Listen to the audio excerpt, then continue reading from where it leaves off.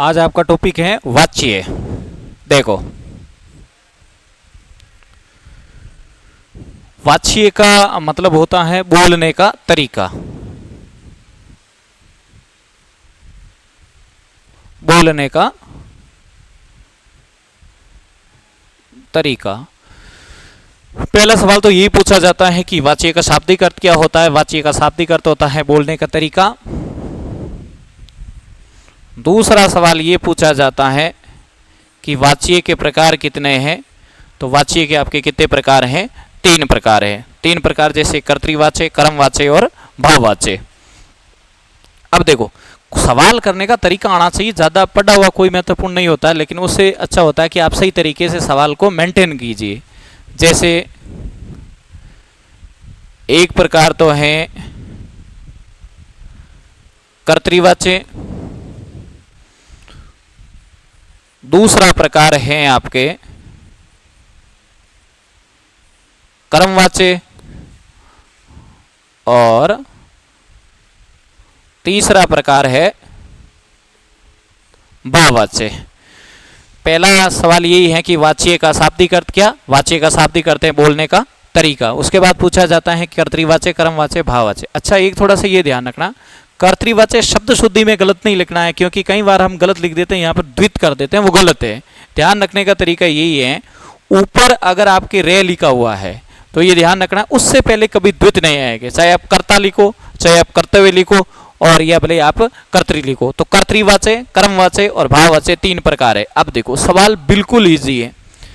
सबसे पहले ये ध्यान रखोगी कि कर्तृवाच्य में जो वाक्य की स्थिति होगी वो या तो होगी आपके अकर्मक और या फिर होगी आपके सकर्मक। यानी कर्तृवाच्य में वाक्य सकर्मक भी हो सकता है और अकर्मक भी हो सकता है, लेकिन सवाल करने का तरीका आना चाहिए। मैं फिर कह देता हूं, कर्तृवाच्य वो जो परिभाषाएं जो बुक्स में दे रहे हो उससे कोई मतलब नहीं, आपको यहां पर सवाल आना चाहिए। देखो कैसे, कर्तृवाच्य के अंदर जो क्रिया है वो कर्ता के अनुसार चलती है। कैसे? जैसी क्रिया है वैसा ही कर्ता होगा, और जैसा कर्ता है वैसी ही क्या होगी? क्रिया होगी। इसका मतलब ये हुआ कि कर्ता और क्रिया इन दोनों में क्या होगी? आपके समानता होगी। यानी कि क्रिया और कर्ता दोनों में क्या होगी? आपके समानता होगी। तो ये भी आपको ध्यान रखना है। देखो, सवाल को करने का तरीका आना चाहिए। मैं फिर कह देता हूं, जैसी क्रिया है वैसा ही कर्ता होगा, जैसा कर्ता है वैसी क्रिया होगी।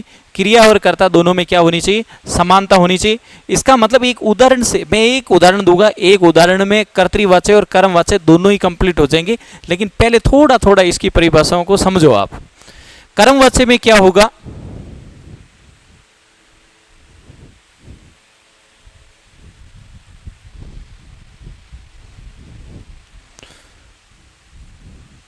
कर्मवाच्य में मित्रों ये जो क्रिया है वो कर्म के अनुसार चलेगी।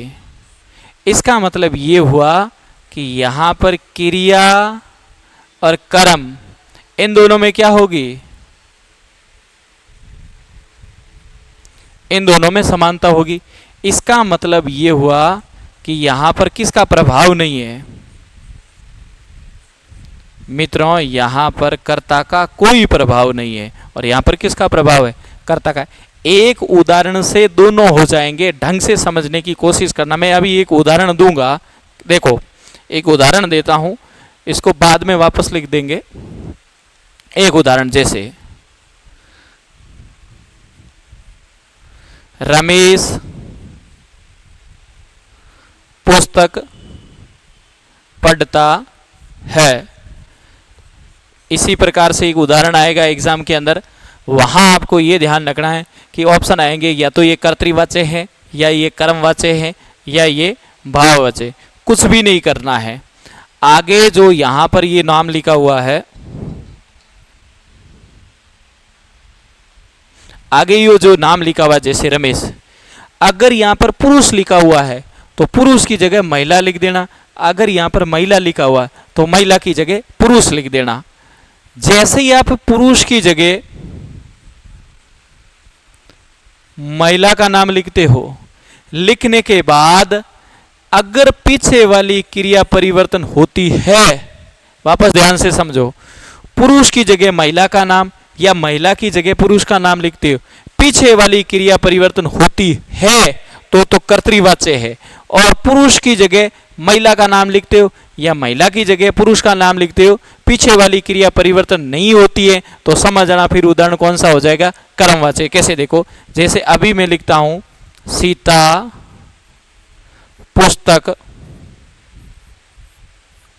पढ़ती है। मित्रों यहां ध्यान से समझो, मैंने जैसे ही पुरुष की जगह महिला का नाम लिखा, वैसे ही जैसे ही लिखने के बाद में क्रिया क्या हो गई, परिवर्तन हो गई। क्यों परिवर्तन हो गई? क्योंकि कर्ता और क्रिया इन दोनों में क्या है, समानता है। कैसे? जैसी क्रिया होगी वैसा ही कर्ता होगा, जैसा कर्ता होगा वैसी क्रिया होगी। यानी कि यहां पर देखो, ये पुल्लिंग है तो क्रिया भी क्या है, पुल्लिंग है। ये स्त्रीलिंग है तो क्रिया भी क्या है, स्त्रीलिंग। मतलब दोनों में समानता होनी चाहिए। अब आपको इतना वहां पर मातापची नहीं करनी, आपको कुछ भी नहीं करना। एक सवाल लिखा हुआ आता है, वहां पर या तो पुरुष का नाम लिखा हुआ आएगा या महिला का नाम लिखा हुआ आएगा। पुरुष का नाम लिखा हुआ है उसकी जगह महिला का नाम लिख दो, महिला का नाम लिखा हुआ उसकी जगह पुरुष का नाम लिख दो। जैसे ही आप इनको लिखते हो, जैसे ये पुरुष लिखा हुआ आप यहाँ पर महिला लिख दो, लिखने के बाद पीछे वाली क्रिया अगर चेंज होती है तो उदाहरण कौन सा हो जाएगा, कर्तृवाच्य हो जाएगा। और जैसे ही पुरुष की जगह महिला का नाम लिखते और पीछे वाली क्रिया परिवर्तन नहीं होती है तो उदाहरण कौन सा हो जाएगा, कर्मवाच्य का हो जाएगा। मतलब मैं ये समझता हूं कि कर्तृवाच्य और कर्मवाच्य लगभग आपके दोनों कंप्लीट हो गए। फिर भी ये कर्मवाच्य के उदाहरण आपको समझाता हूं। देखो,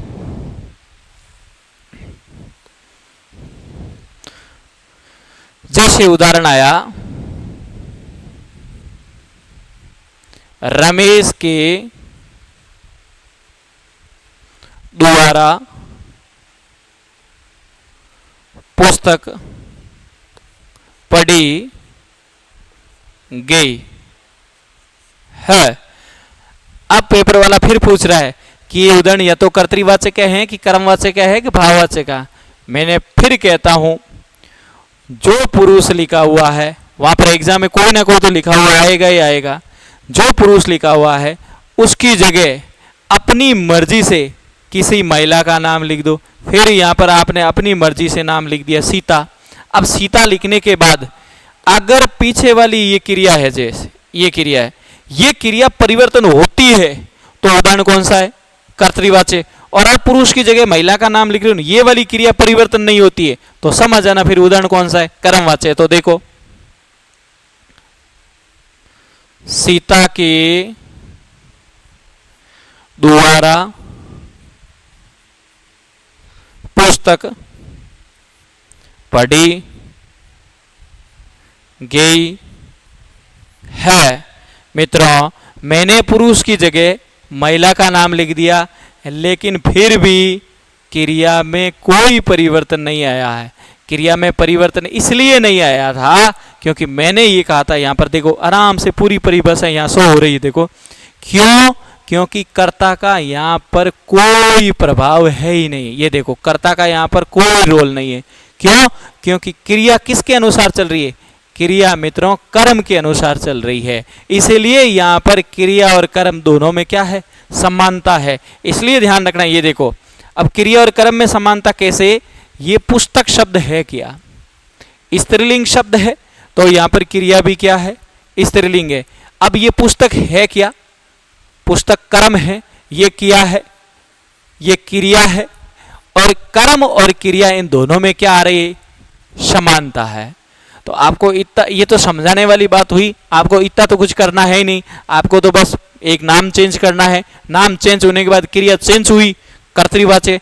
नाम चेंज करने के बाद में क्रिया चेंज नहीं हुई, कर्मवाच्य। दोनों ही कंप्लीट आराम से ढंग से हो गए। अब एक विशेष लाइन, हो सकता है एग्जाम के अंदर वो आ जाए तो आप गलत कर दो।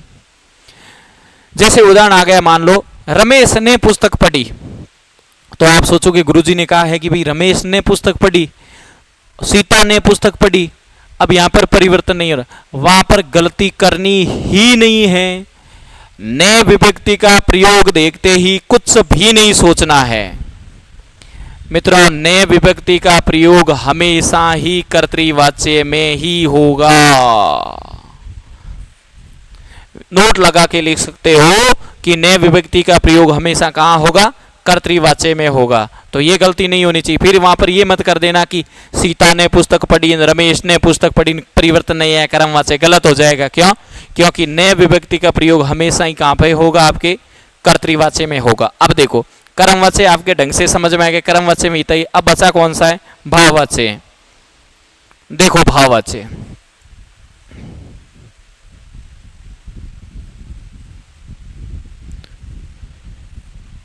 पहला भाववाच्य में तो आपको पहला तो ये पता होना चाहिए, कई बार हो सकता है कि सैद्धांतिक सवाल पूछ ले, तो भाववाच्य में जो वाक्य की जो स्थिति होती है हमेशा वो क्या होगी, आकर्मक होगी। भाववाच्य हमेशा किस में होगा, भाववाच्य हमेशा अन्य पुरुष में होगा। किस वचन में होगा, एक वचन में होगा। किस लिंग में होगा, पुल्लिंग में होगा। ये तो आपको पता ही होना चाहिए। अच्छा, अब भाववाच्य की परिभाषा क्या है? भाववाच्य की परिभाषा है कि यहां पर ना तो कर्ता का प्रभाव है ना कर्म का प्रभाव है, तो फिर प्रभाव किसका है? यहां पर केवल और केवल प्रभाव किसका है, वाक्य के भाव का प्रभाव है। फिर से ये परिभाषा बन गई, भाववाच्य में वाक्य की स्थिति कैसी होगी, आकर्मक होगा वाक्य। वाक्य किस रूप में होगा, अन्य पुरुष में होगा। किस वचन में होगा, एक वचन में होगा। किस लिंग में होगा, पुल्लिंग में होगा। और वाक्य के अंदर कर्ता और कर्म का कोई रोल नहीं है, तो रोल किसका है, भाव का है। जैसे आप कर्तृवाच्य में जाते थे, कर्ता का रोल था, कर्म में गए तो कर्म का रोल था, भाववाच्य में गए तो कर्ता और कर्म दोनों का रोल नहीं है।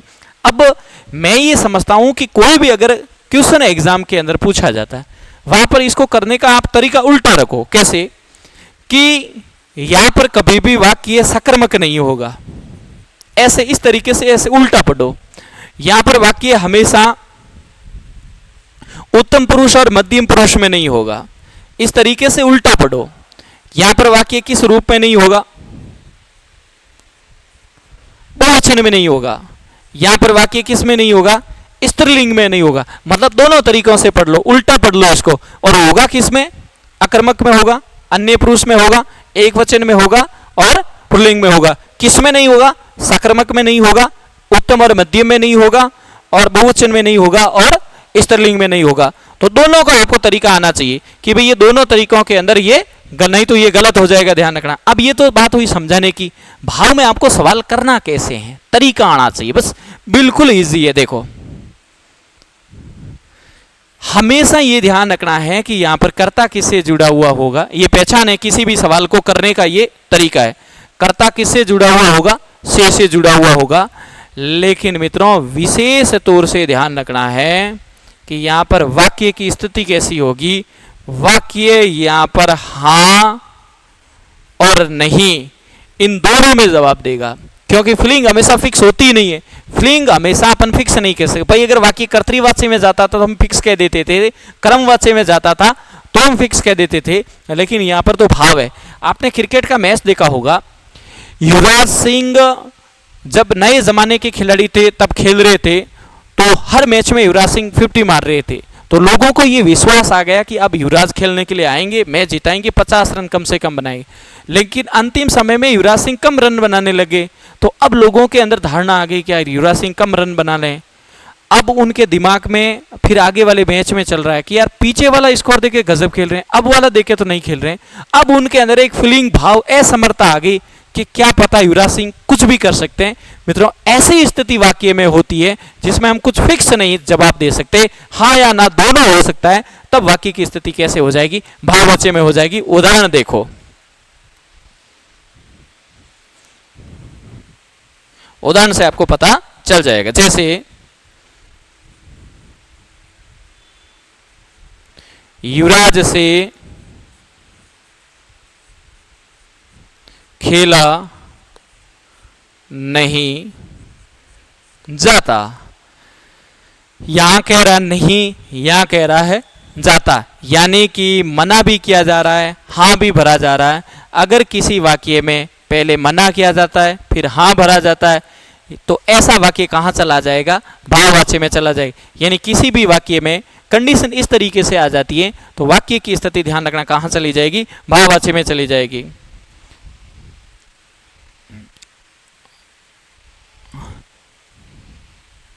अब ये वाले उदाहरण तो आपके हो चुके हैं।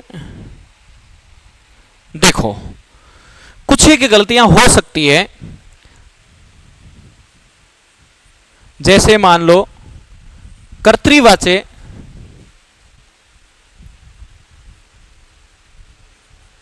कर्मवाच्य और भाववाच्य। पिछली बार ऐसा ही में अभी सवाल भी आया था जिसमें ये सवाल सैद्धांतिक पूछ लिया जहां पर बहुत ज्यादा गलती होती थी।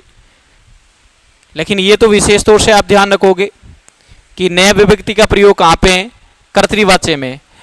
लेकिन ये गलती मत कर देना, अगर ने के साथ में को विभक्ति आ गई तो वाक्य कहां चला जाएगा? भाववाच्य में चला जाएगा। राम ने पढ़ा, कर्तृवाच्य। राम ने रावण को मारा, ने और को विभक्ति का प्रयोग एक साथ है, भाववाच्य। केवल ने विभक्ति का प्रयोग है, कर्तृवाच्य। तो उसी प्रकार फिर ये गलती भी मत कर देना आप कि अगर आपको के द्वारा के साथ कर्म मिलता है तो वाक्य की स्थिति कहां पे है? कर्मवाच्य में है। लेकिन के द्वारा के साथ में कर्म नहीं है तो वाक्य की स्थिति कहां चली जाएगी? भाववाच्य में चली जाएगी। भाई उदाहरण इस तरीके से आ गया, रमेश के द्वारा खाना खाया जाता है, या ऐसे लिख देते हैं शारदा के द्वारा खाना खाया जाता है। तो अब के द्वारा है लेकिन उसके बाद में खाना कर्म है कि क्या खाया जाता है? खाना खाया जाता है।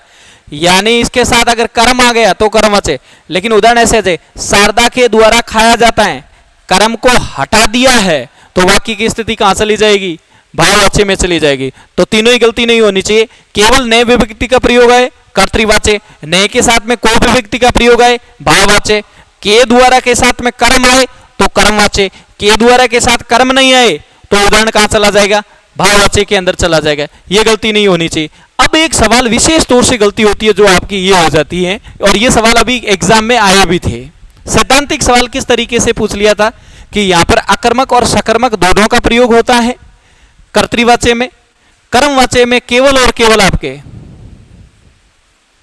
सकर्मक का प्रयोग होता है। लेकिन भाववाच्य में जाते हो तो आपके किसका प्रयोग होता है? अकर्मक।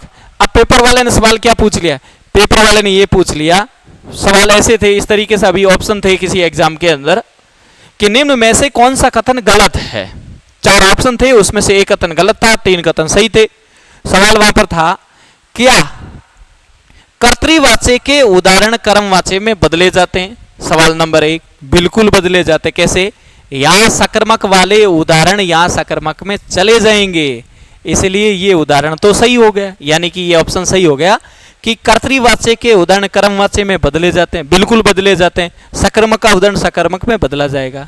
क्या कर्मवाच्य के उदाहरण कर्तृवाच्य में बदले जा सकते हैं? बिल्कुल बदले जा सकते हैं। यहाँ के उदाहरण यहाँ जा सकते हैं वापस। उसी प्रकार से सवाल आ गया, क्या कर्तृवाच्य के उदाहरण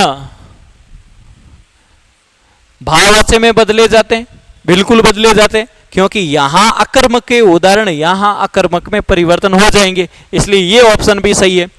फिर एक सवाल था उसी ऑप्शन में कि क्या कर्मवाच्य के उदाहरण भाववाच्य में बदले जाते हैं? बिल्कुल नहीं बदले जाते। क्यों? क्योंकि यहां पर सकर्मक है और यहां पर वाक्य में क्रिया की स्थिति कैसी है?